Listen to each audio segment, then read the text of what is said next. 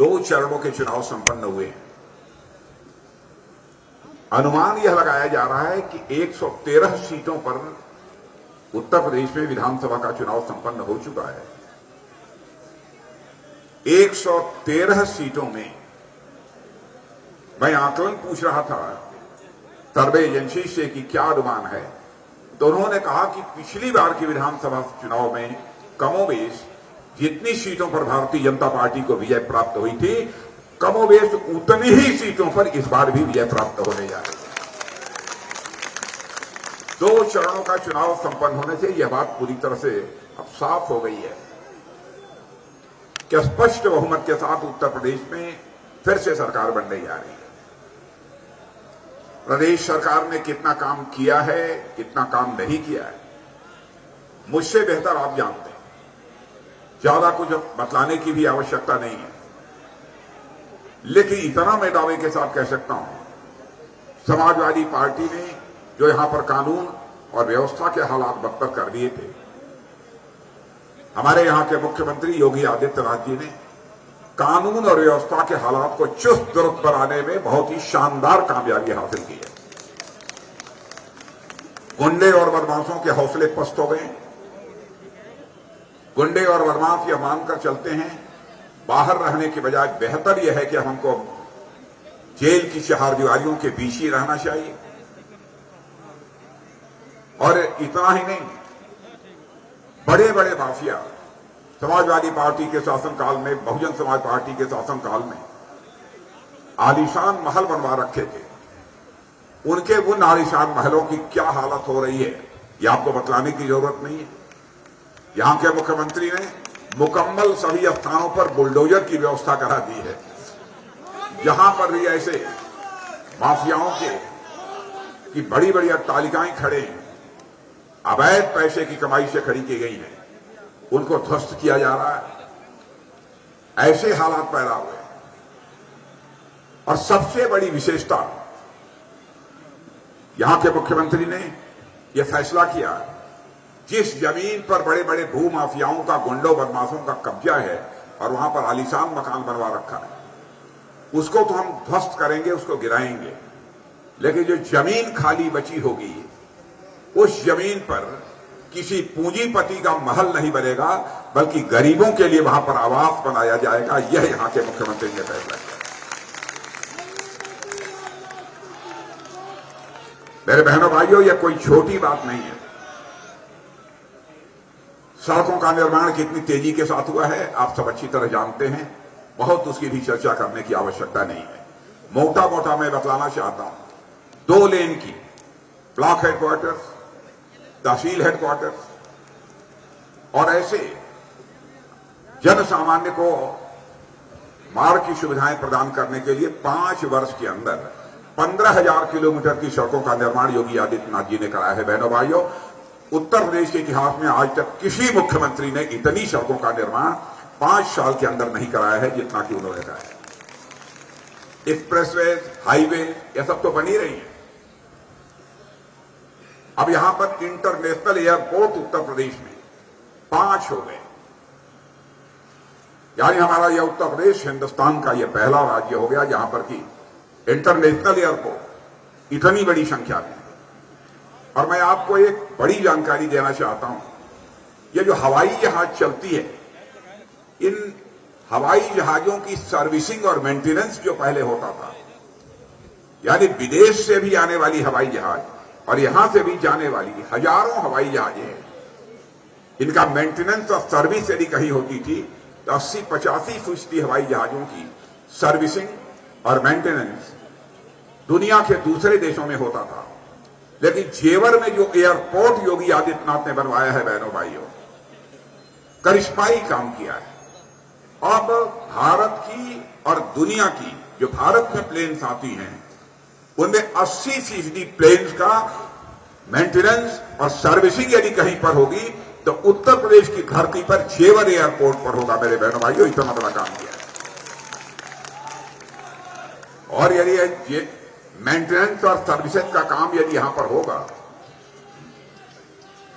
Maintenance और services का यदि यहां पर काम होगा, तो इसका मतलब बहुत सारे लोगों को उसमें रोजगार मिलेगा, इंडस्ट्रीज लगेंगी, होटल्स बनेंगे, बहुत सारे अगल बगल छोटे मोटे उद्योग लगेंगे। यानी इतने बड़े बड़े भी काम किए।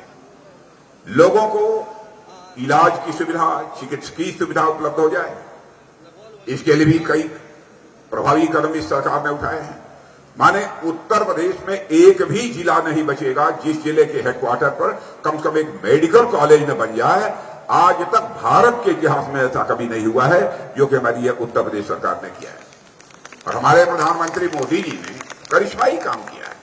उन्होंने कहा सारे देश में जितने भी जिला हेडक्वार्टर हैं, सभी जिला हेडक्वार्टर्स पर मेडिकल कॉलेज बने। इतने बड़े बड़े काम। मेरे बहनों भाइयों, भारतीय जनता पार्टी हिंदुस्तान की एक ऐसी राजनीतिक पार्टी है जो कहती है वो करती है। मैं यकीन दिलाना चाहता हूं, जो कुछ भी हो जाए हम आपके भरोसे को नहीं टूटने देंगे। अन्य राजनीतिक पार्टियों के भी इतिहास को उठाकर देखिए, भारतीय जनता पार्टी के इतिहास या प्राप्त है। हम लोगों ने कहा था जो ही हमारी सरकार बनेगी और संसद में हमको बहुमत मिल जाएगा, तो बहनों भाइयों, जिस जम्मू कश्मीर को धारा 370 के तहत विशेषाधिकार प्राप्त है, उस धारा 370 को हम चुटकी बजाकर समाप्त कर देंगे और उस धारा 370 को जम्मू कश्मीर से हम लोगों ने समाप्त कर दिया। भारत का विभाजन होना नहीं चाहिए था। हिंदू मुसलमान के आधार पर भारत का विभाजन नहीं होना चाहिए, हो गया। मैं इसे विडंबना मानता हूं, ये दुर्भाग्यपूर्ण मानता हूं। लेकिन पाकिस्तान में जो सिख, ईसाई, पारसी, यहूदी, हिंदू, जो यह सब सारे लोग रह गए थे अल्पसंख्यक, उनका धार्मिक उत्पीड़न होता था और वह भारत आना चाहते थे, भारत की नागरिकता प्राप्त करना चाहते थे। तो नागरिकता का कानून यहां का इतना लचर था कि उन्हें नागरिकता प्राप्त नहीं हो पाती। जब मैं भारत का गृह मंत्री था, उसी समय मैंने एक कानून उस समय बनाया था, लोकसभा में पास भी हुआ था, लेकिन राज्यसभा में बहुमत न होने के कारण पास नहीं हो पाया था। बाद में आज के गृह मंत्री श्री अमित शाह ने, जब दोनों शब्दों में बहुमत हो गया, तब उसको पास कराया। वह नागरिकता कानून है क्या? जिन लोगों का पाकिस्तान में, अफगानिस्तान में, बांग्लादेश में धार्मिक उत्पीड़न होता था, यदि भारत आकर वह भारत की नागरिकता लेना चाहते हैं और सम्मान की जिंदगी यहां जीना चाहते हैं, तो उन्हें इस नागरिकता कानून के अंतर्गत नागरिकता प्रदान की जाएगी। यह हमारा वादा था। बहनों भाइयों, हम लोगों ने इस वादे को भी पूरा कर दिया। कहा था 84 में आएंगे बहुमत के साथ, अयोध्या की धरती पर भव्य राम का मंदिर बनकर रहेगा, वह भी वादा पूरा कर दिया। और मैं तो कहना चाहता हूं, हमारे प्रेस के मित्र भी हैं, 2014 में मैं पार्टी का राष्ट्रीय अध्यक्ष था। उसी समय मोदी जी की घोषणा प्रधानमंत्री पद के उम्मीदवार के रूप में हुई थी और उस समय जो घोषणा पत्र तैयार हुआ था भारतीय जनता पार्टी का, मेरी ही देखरेख में तैयार हुआ था। 2019 का भी घोषणा पत्र मैं ही उसका इंचार्ज था। उठाकर 2014 का घोषणा पत्र देख लें, एक एक वादे को पूरा किया है। दूसरी पार्टियों के भी घोषणा पत्र को देख लें, इन लोगों ने क्या किया। 2019 में जो कुछ भी हम लोगों ने कहा, एक एक वादे को बहनों भाइयों हम लोग पूरा करें। हम विश्वास का संकट भारत की राजनीति में किसी भी सूरत में पैदा नहीं होने। इसीलिए प्रारंभ में ही मैंने कहा कि आपके भरोसे को, आपके विश्वास को हम किसी भी सूरत में टूटने नहीं देंगे। और आज भारत के बारे में सारी दुनिया में धारणा बदल चुकी है बहनों भाइयों। भारत को अब कमजोर भारत नहीं माना जाता, भारत अब दुनिया का एक ताकतवर देश बन गया है। अंतर्राष्ट्रीय मंचों पर पहले भारत कुछ बोलता था तो दुनिया गंभीरतापूर्वक उसे सुनती नहीं थी, लेकिन अंतर्राष्ट्रीय मंचों पर आज भारत बोलता है तो सारी दुनिया कान खोलकर सुनती है। आज यह है अंतर्राष्ट्रीय जगत में भारत की स्थिति। दुनिया ने मान लिया है कि भारत अब कमजोर भारत नहीं है, यह ताकतवर भारत बन चुका है। 2017 में आप लोगों ने देखा उरी और पुलवामा कश्मीर में आता है। पाकिस्तान से आकर आतंकवादियों ने उनके ऊपर कायराना हमला कर दिया। हमारे फोर्स के जवान शहीद हुए थे और उसके बाद हमारे प्रधानमंत्री ने हम 2-3 लोगों को बुलाकर बहनों भाइयों 10 मिनट के अंदर फैसला कर दिया। उसके बाद हमारे बहादुर सेना के जवानों ने पाकिस्तान की धरती पर जाकर आतंकवादी ठिकानों का सफाया करने में कामयाबी हासिल की। सर्जिकल स्ट्राइक भी हुई, एयर स्ट्राइक भी हुई और हमने साफ संदेश दे दिया, भारत की तरफ यदि कोई आंख उठाकर देखने की कोशिश करेगा, भारत के अंदर वह ताकत है कि वह बाउंड्री के इस पार भी मार सकता है और जरूरत पड़ी तो बाउंड्री के उस पार भी जाकर मार सकता है। यह भारत के अंदर ताकत है।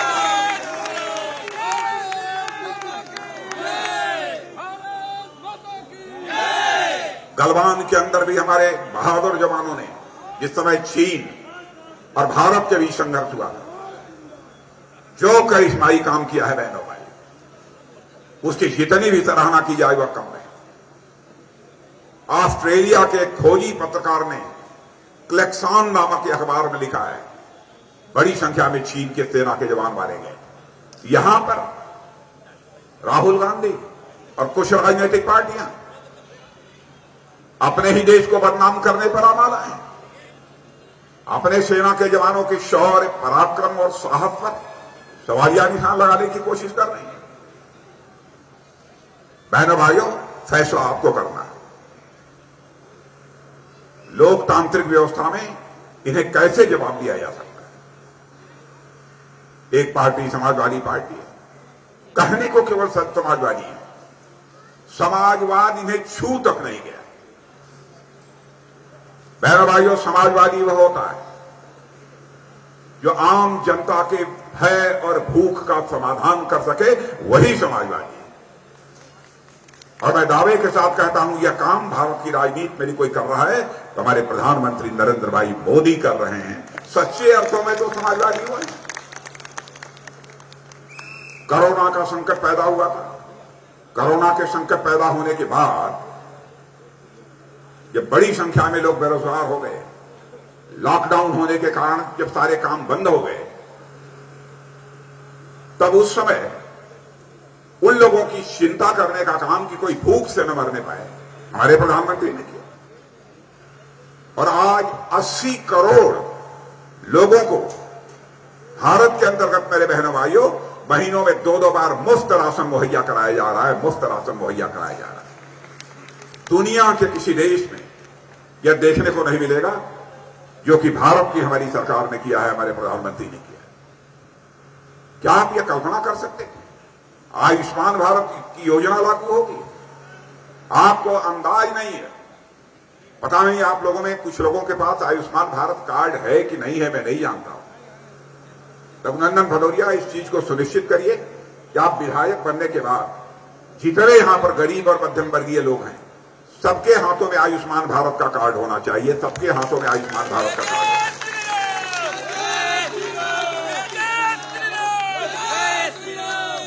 और मेरे बहनों भाइयों, मैं बताना चाहता हूं, आयुष्मान भारत कार्ड एक ऐसा कार्ड है कि आपके हाथ में रहेगा तो 1 साल तक, यदि आपके हाथ में आयुष्मान भारत कार्ड हुआ तो 1 साल में 5 लाख रुपए तक का आपका मुफ्त इलाज किया जाएगा। एक भी पैसा बीमारी का आपको नहीं देना पड़ेगा। आप यदि जाकर बीमार पड़ जाते हैं, दिल्ली, मुंबई, कलकत्ता और चेन्नई में, चेन्नई, दिल्ली, कलकत्ता और मुंबई में जाकर बीमार पड़ जाते हैं, वहां पर भी यदि आपके हाथ में आयुष्मान कार्ड है तो 5 लाख रुपए तक का, मेरे बहनों भाइयों, आपका मुफ्त इलाज किया जाए। यह है आयुष्मान भारत कार्ड का करिश्मा। दुनिया के किसी देश के पास इस प्रकार की व्यवस्था कहीं पर नहीं है जैसी कि भारत में। वैसे आगामी इस चुनाव में हम लोगों ने कई फैसले किए हैं, काम तो बहुत सारे किए हैं। अब समाजवादी पार्टी के शासन में यहां पर कट्टा बनता था, कट्टा बनता था, कट्टे चलते थे। लेकिन आप लोगों ने समाचार पत्रों में पढ़ा है, बहनों भाइयों, उत्तर प्रदेश की धरती पर कोई मां का लाल कट्टा नहीं बनाने पाएगा, न कट्टा चलाने पाएगा। उत्तर प्रदेश की धरती पर बनेगी तो ब्रह्मोस मिसाइल बनेगी।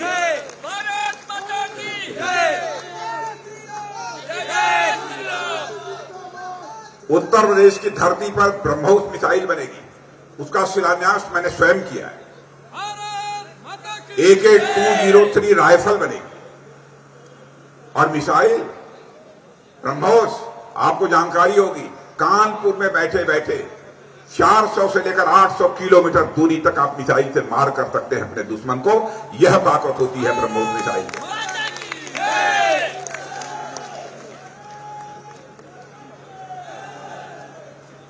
और यह पहली सरकार है आजाद भारत की, सामान्य वर्ग के लोगों को भी 10% के आरक्षण की व्यवस्था की है। इसके पहले किसी सरकार ने नहीं किया है। और ऐसे कई कदम, ओबीसी कमीशन बना, संवैधानिक दर्जा नहीं था। ओबीसी कमीशन को भी भले ही समाजवादी पार्टी दावा करती रही हो, बहुजन समाज पार्टी दावा करती रही हो, लेकिन ओबीसी कमीशन को संवैधानिक दर्जा देने का काम किसी राजनीतिक पार्टी ने किया है तो भारतीय जनता पार्टी ने किया है, मेरे बहनों। और जहां तक कानपुर के उद्योग का प्रश्न है, मैं कहना चाहूंगा, यहां का कपड़ा उद्योग, बड़ा मशहूर कपड़ा उद्योग था, तबाह हो गया। चमड़ा उद्योग भी खतरे में लोगों ने डाल दिया। और हमारी सरकार ने कानपुर में मेगा लेदर पार्क बनाना प्रारंभ किया है। मेगा सुनो इसको काम करो। मेगा लेदर पार्क बनाना प्रारंभ किया है। ऐसे कई हम लोगों ने फैसले किए हैं। बहुत विस्तार में जाकर उसकी चर्चा करूंगा तो लंबा समय लगेगा। और आगे के लिए मैं बताना चाहता हूं, हमारी सरकार बनती है तो दिव्यांग और वरिष्ठ नागरिकों को 1500 रुपया प्रतिमाह की पेंशन दी जाएगी। सरकार बनने पर 1500 रुपया प्रतिमाह की पेंशन दी जाएगी। हर परिवार में रोजगार होगा, या तो अपना रोजगार होगा, स्वरोजगार होगा, यह सुनिश्चित किया जाएगा। 2 करोड़ टैबलेट बांटे जाएंगे। किसानों के लिए मुफ्त बिजली की व्यवस्था की जाएगी। और कॉलेज छात्राओं को स्कूटी दी जाएगी, मुफ्त में स्कूटी दी जाएगी। और उज्ज्वला योजना के अंतर्गत जो आपको गैस सिलेंडर मिला हुआ है, तो 2 गैस सिलेंडर होली पर और दिवाली पर आपको 2 सिलेंडर मुफ्त मिलेगा। यह भी हम लोगों ने फैसला किया है। विधवा पेंशन को बढ़ाकर 1500 रुपया प्रतिमाह कर दिया जाएगा, 1500 रुपया प्रतिमाह। और 60 साल के ऊपर की महिलाओं को मुफ्त यात्रा कराई जाएगी। एक भी पैसा 60 वर्ष के ऊपर की महिलाओं से नहीं लिया जाएगा। ऐसे ही कई फैसले हम लोगों ने लिए हैं अपनी सरकार बनने के बाद, इसे हम करेंगे। और कैंटोनमेंट एरिया के में रहने वाले लोगों के लिए मैं कहना चाहता हूं, मैं जानता हूं कि बहुत सारी कठिनाइयां यहां के रहने वाले लोगों को उठानी पड़ती हैं। इसीलिए कैंटोनमेंट एक्ट में मैं संशोधन करा रहा हूं। आने के बाद उसमें संशोधन करा रहा हूं ताकि लोगों को मालिकाना हक भी दिया जा सके, मालिकाना हक भी दिया जा सके। और साथ ही साथ उनको अन्य जो जन सुविधाएं होती हैं, अन्य सुविधाएं भी उनको प्राप्त हो सके। इसी के अनुरूप कैंटोनमेंट एक्ट में संशोधन प्रस्तावित है। मैं समझता हूं कि अगली लोकसभा, राज्यसभा में अथवा उसके बाद होने वाले संसद के सत्र में निश्चित रूप से यह संशोधित कैंटोनमेंट एक्ट पारित हो जाएगा। मैं आपको विश्वास दिलाता हूं, भरोसा दिलाता हूं। इन्हीं शब्दों के साथ ज्यादा कुछ न कहते हुए मैं अपना निवेदन समाप्त करता हूं और आप लोगों से मैं अपील करता हूं कि रघुनंदन सिंह भदौरिया को भारी मतों से विजय दिलाकर मैं उत्तर प्रदेश की विधानसभा में। फेसबुक और यूट्यूब के बाद अब आपका पसंदीदा चैनल न्यूज़ 18 डेली हंट पर भी फॉलो करें।